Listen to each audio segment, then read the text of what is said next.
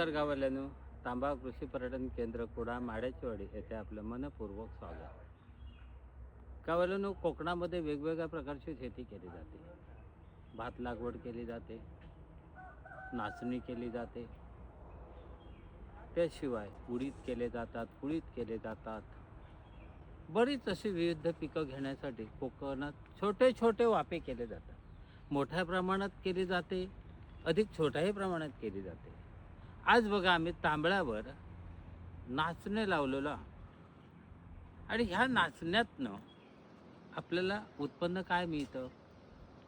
शेवटी हे सगळं निसर्गावर अवलंबून असतं. आत्ताच बघा, या ठिकाणी लावलेले हे नाचणे तुम्हाला बघतायत, दिसतायत.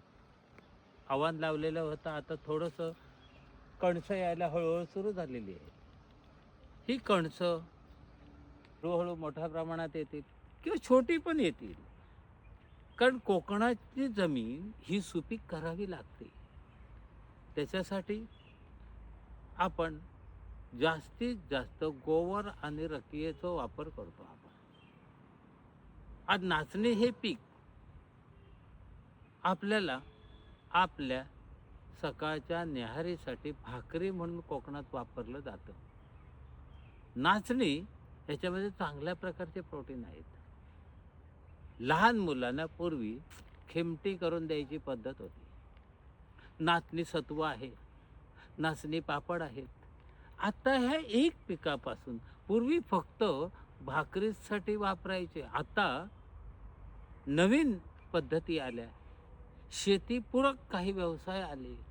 त्यामुळे नाचणीचे पापड हे आता मोठ्या प्रमाणात काही महिला बनवतात, बचत गट बनवतात.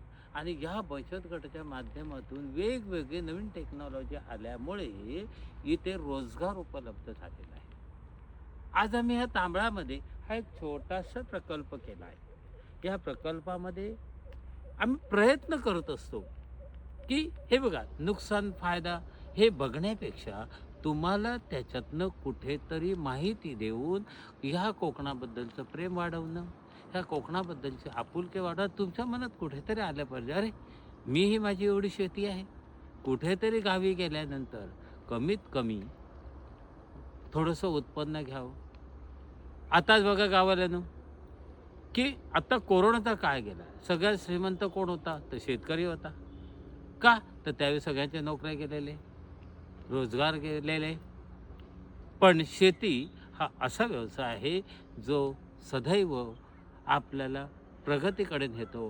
म्हणून सगळं झालं, सगळं बंद पडेल, पण शेती व्यवसाय बंद पडणार नाही. म्हणून ह्या शेतीकडे कुठेतरी थोडंसं जरी आपण डोकावून पाहिलं, थोडंसं जरी आपण त्यामध्ये करण्याचा प्रयत्न केला, तरी आपल्याला ही सवय लागते, आपल्याला एक त्याच्यातनं आनंद मिळतो. आणि हाच आनंद, आणि खरोखरच तुम्हाला हे सगळं बघायचं आहे ना, मग तांबा कृषी पर्यटनाला भेट द्या.